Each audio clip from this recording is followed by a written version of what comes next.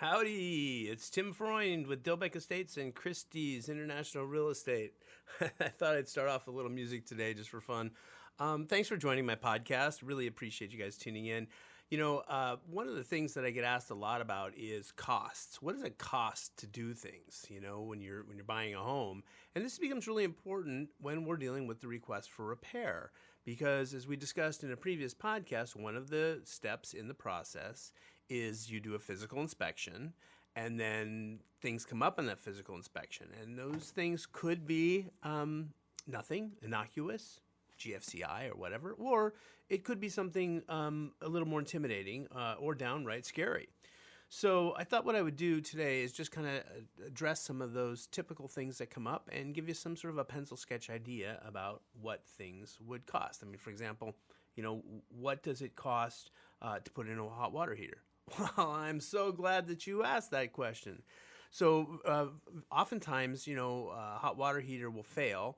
And to replace a hot water heater, depending on the size of the hot water heater, it can range anywhere from, 1,500 to 2,500. I mean, if it's a 100-gallon water heater, it's going to be more. And, you almost get to the cost of doing a tankless, upgrading to a tankless system. And depending on your home, that could be a great solution. So sometimes when if the water heater is failed or is bad, and it comes up on inspection, then, you might ask for the seller to replace that item. Or you might ask for a credit in lieu of repair to have that done later by you. And you could have that done, say, like I said earlier, maybe put in a tankless. So this is part of the process. You're figuring out what you want the seller to fix if there's something. And basically, when you make a request for repair, there's a couple of scenarios. The seller says, sure, Tim, I'll go ahead and put in a new hot water heater. It's not unreasonable that your hot water heater should be working when you buy my home. Or they say, go pound sand, I'm not going to do a thing. And then you have a decision to make. You can either move forward, buy the house because you love it, and you're talking about $1,500 or $2,500 to put in a new hot water heater, or you negotiate maybe somewhere in the middle. How about you pay half, I pay half, or you just quit and you walk away from the transaction and you get your money back and move on to the next property. There's no guarantee. Every home in California is sold as is, so therefore it's very possible that in fact you walk away because the seller won't make the repair. They don't want to sell the home badly enough or not at that price, So that's one of the things that can come up. Another thing that can come up is something wrong with the sewer. So one of the inspections that a lot of people are doing in California now is a sewer line inspection. This is where a plumbing company will run a camera down the sewer line. They put the camera inside the sewer cleanout, and they run it out to the street and can tell you if the sewer line's in good shape. The reason it's become really significant in California today is because of the terrible droughts we've had. Because as the water source dried up, trees began searching wherever they could to find water in a sewer line where it's being flushed all the time, right? Showers, etc. So the trees would find a way to infiltrate the sewer line. Now, the way you think about this is, there's different materials with the sewer line, right? You could have ABS plastic, which is the black plastic. This is the newer system. You could have cast iron. You could have clay. All of these are different materials. They're all perfectly fine. However, the thing about things like clay is that you're going to have, with clay, it's old, and their compression, the joints are compression. This is true actually with all three materials, but the joints are compressed together. So if you imagine when you were a kid and you wanted to make a really long straw for your Slurpee, you'd pinch the bottom of one end of the straw and you'd stuff it into the other, and you'd do that over and over again until you got a really long line. Well, that's basically what a sewer line is like, right? They're just compression held together. So that joint isn't sealed. It's just compression. So a root from a tree could make its way into there. Now, I know you're thinking, wait a minute, a tree root is like this monster thing, right? So how's it getting into a pipe without breaking it? Well, you're thinking about the wrong way when you're talking about the roots, because when you talk about the fragments of the ends of the roots, they're really like sea anemone. Sea anemone, yeah. They're like hairs almost, and so they'll get in there, and they'll be like a brush that just sort of grows inside there, and eventually it makes that sewer line fill up with roots and get smaller and smaller. And cast iron is another issue similarly, where cast iron you could have roots that get into a cast iron pipe, or cast iron will rust, and cast iron will get calcium and sediment deposits. And as over time, and it rusts, and so what happens is that the opening becomes narrower and narrower until less and less material is able to flow through there clearly, and that's when you get backups. So a sewer line is a really important inspection, and the request for repair will reflect the condition of that sewer line. I mean, if you're in a place like Ventura, California, the city requires that on a real estate transaction that the sewer lateral, it's called the lateral line from the home to the sewer main in the street, has to be replaced. Well, who pays for that, right? No, typically it's the seller. Now, maybe it was done in a previous transaction, so it doesn't need to be done now, but this is how the city of Ventura is addressing their aging infrastructure system. They require that if it hasn't been done, that a new clean out and a new lateral be put in. This can run $9,000-$10,000. In fact, it can go even higher depending on the length of the run, because it's got to go all the way to the city, and it could be a 4-inch pipe, or it could be a section of 4-inch pipe, and then it converts into a bigger pipe, into a 6-inch, and that's what connects to the city main. So you can end up with a really sizable bill that you're negotiating for when you're dealing with the sewer. So it could be easy $9,000-$10,000. Another common thing that comes up, we'll do an inspection on the roof. And you think about a roof. Most people don't think about their roof. Actually, unless it leaks, they don't think about it. The reality is that a roof should be serviced every 5 to 7 years. What a service is where any slip tiles are pushed back into place, any broken tiles are mended or replaced, and then where the flashings, that's the sheet metal that kind of covers the opening. So like where there's a chimney coming through the roof, you have a metal 90-degree flashing, for example. And then if it's a vent pipe, you don't have a clothesline system, right? So a vent pipe for the sewer or for a faucet, you have to allow, the flow of air. Otherwise, you have to have air. Otherwise, it's like sucking on a bottle of soda. Eventually, the bottle collapses in on itself. So you have to have the ability for that air to flow. And so these things are coming through your roof. And they're sealed. They're sealed with an industrial adhesive called mastic. Mastic is like a rubberized tar. Well, like anything, if it sits out in the sun long enough, it's going to dry and it's going to crack. And when it cracks, that's where water can make its way in and get underneath the tiles. So a service is going to take care of that. A service is going to put back displaced tiles and cracked tiles, and you think, wait a minute, displaced tiles? What's that? Now, these tiles are probably going to last forever. Mostly the newer stuff in the last 30, 40 years is concrete tile. So concrete tile is going to last forever. It's got a coating on the top. I mean, it's, unless somebody walks on it, they're not even going to break it. But they do slip out of place. I mean, you would think that every tile is nailed to the roof, the sheathing, right, which is like the plywood. Well, it's not so. Guys cut corners, they'll nail the top row, and then they'll just jam the next row under, and they'll nail the next row, and then they'll jam the next row under. And so what happens is during earth movement, earthquake, whatever, soil expansion, things shift and expand and contract a little bit, and the roof tile comes loose, and it exposes the paper, the tar paper underneath. It's also referred to as the felt. So when you're dealing with a roof, you do an inspection, and they go, oh, well, you've got some slip tiles, and you got some paper that's exposed, and that paper's been compromised through UV rays, and it's cracked, and that's where water's going to come in. So now you have a roof leak, right? So what do you have to do to repair a roof like that? Well, typically with a concrete tile roof, what they'll do is they'll pull off one half of the roof and stack it on the other side, and then they'll repaper, and then they'll split that tile back, and then they'll pull the other half off and stack it over on the other side, and then they'll replace the paper, and they'll put the tile back down. So it's not like you're buying all that material, but it's still going to run you $12,000-$15,000 depending on the size of the roof. $20,000. I mean, it depends on how big the house is, obviously, right? And what about asphalt or composition roofs?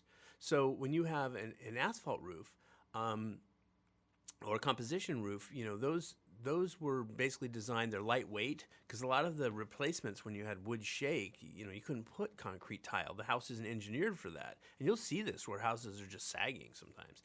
So the roof line is just sagging. But so let's say they put in a comp roof. Well, actually you can put a comp roof in 3 times in California. You can go over the existing twice. depending on the thickness and the installation. So an asphalt roof might run 12, 15K if you have to redo it.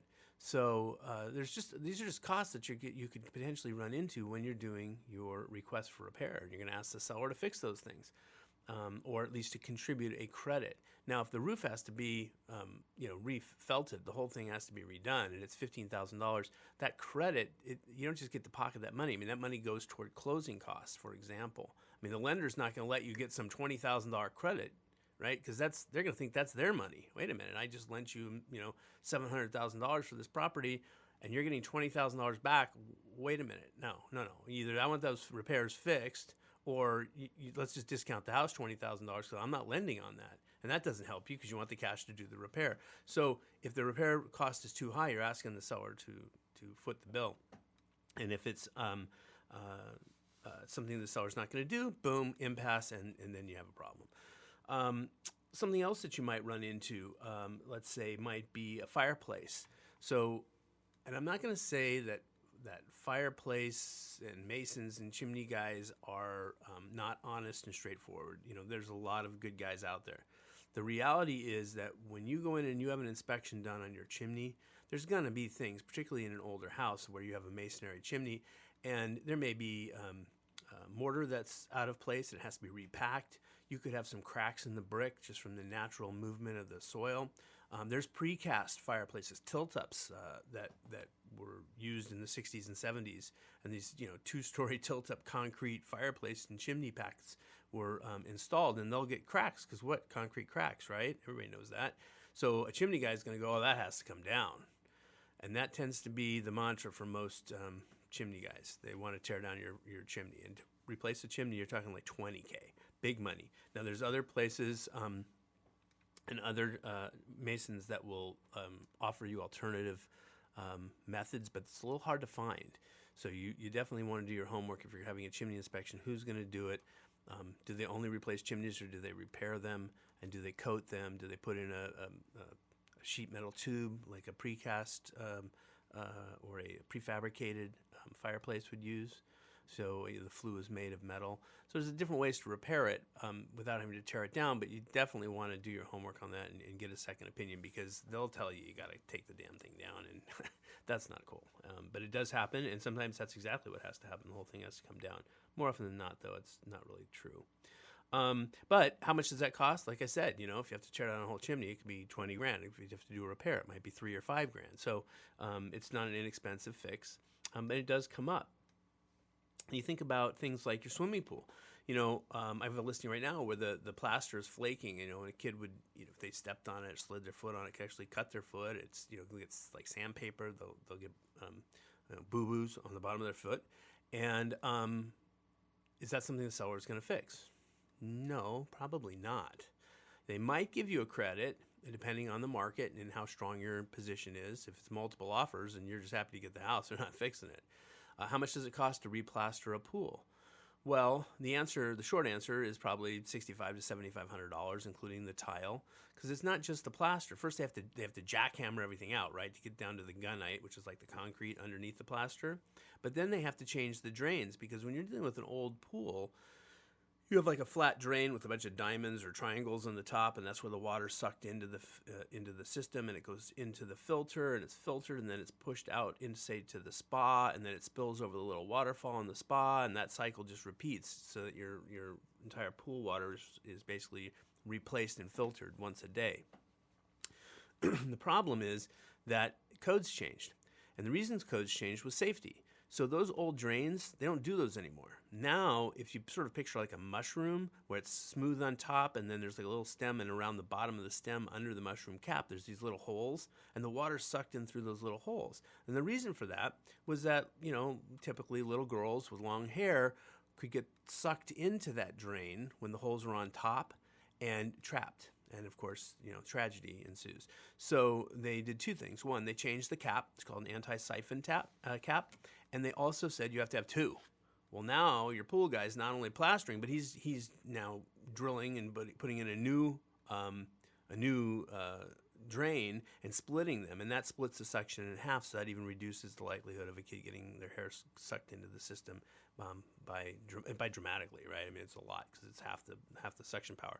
So having a pool replastered, $6,500-$7,500, and you're going to want to put in some pretty tile, right? You're not going to want the old 70s brown and orange tile, right? So you probably want something different. So those are costs that you might run into.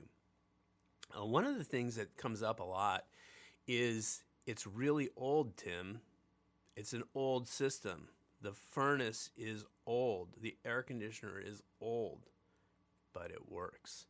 When you have a but it works, it's a little difficult to get the seller to replace it. Now, if the seller knows the system is ancient, they might be prepared to contribute to an eventual replacement, maybe again a credit of some kind, but you're not likely to get a seller to replace a system or agree to replace a system unless it's a buyer's market and you can dictate those terms.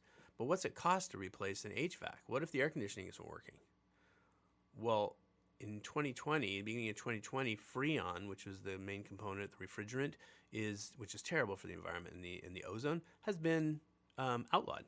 You can't get it anymore. It's not being manufactured.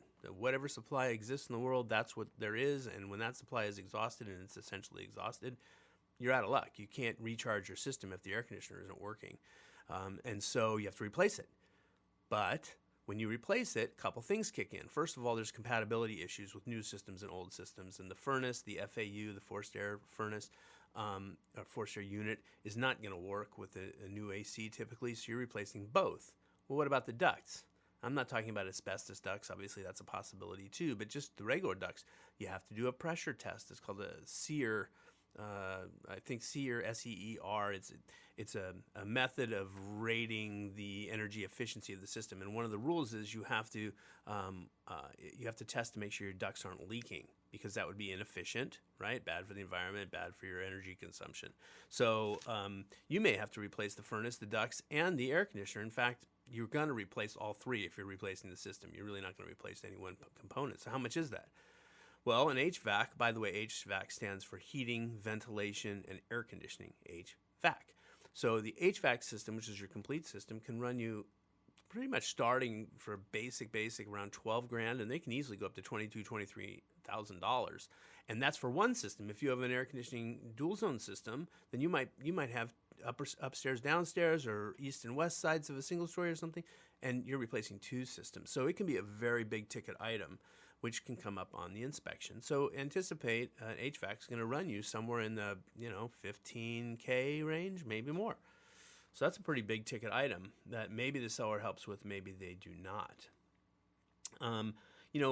Garage doors, right? So how much does it cost to replace a garage door spring? You go look at the garage door, the one doesn't open because it's got a bad spring. Well, you can't just buy, if it's a roll-up, you can't just buy one spring. You got to buy both. That's about $1,600. You may not realize it, but a steel garage door, even the lightweight kind that don't have insulation or anything, they weigh a freaking ton. You can't pick this thing up. I mean, you literally, those springs, those are like counterbalances. That's how you're able to get the thing to open. Otherwise, forget about it. It's like 1,000 pounds or something. I mean, it's a ridiculous amount of weight. You can't lift it, maybe not 1,000, but you get what I'm saying. So that could be $1,600. Maybe something you want to have the seller fix if it's not working, or get a credit so that you can get it fixed. Things like upgrades. Now, I want to distinguish what I've just listed here are things that were faults and problems with the home, and those are examples of things that could come up on your inspection. So this is all about the repairs, what you can expect, and give you some ideas on costs. So this is part A. Come back to part B, because in part B, I'm going to actually go into some of the upgrades and things that you might run into after you've purchased the home that you're going to want to do. And certainly as you're considering whether you should buy this home or not, you're going to want to consider what's an upgrade, what's not an upgrade, because the seller's not going to pay for upgrades. So you're going to want to think about what some of those costs are going to be, so that in the context of purchasing this home, you can make an informed decision. And I'm going to get back to you on that. So that's in part B of what the things cost. My name's Tim Freund with Dilbeck Estates, Christie's International Real Estate. Thank you so very much for tuning in. I really do appreciate it. Find me on the web. Find me on Facebook, Instagram, thousandoaksrealestate.com, therealestateconversation.com. That's probably where you found the podcast. So definitely pass that on to your friends. Tune in. Reach out to me. Come back for part B, because we're going to talk about upgrades. Thanks so much, guys. Talk to you soon.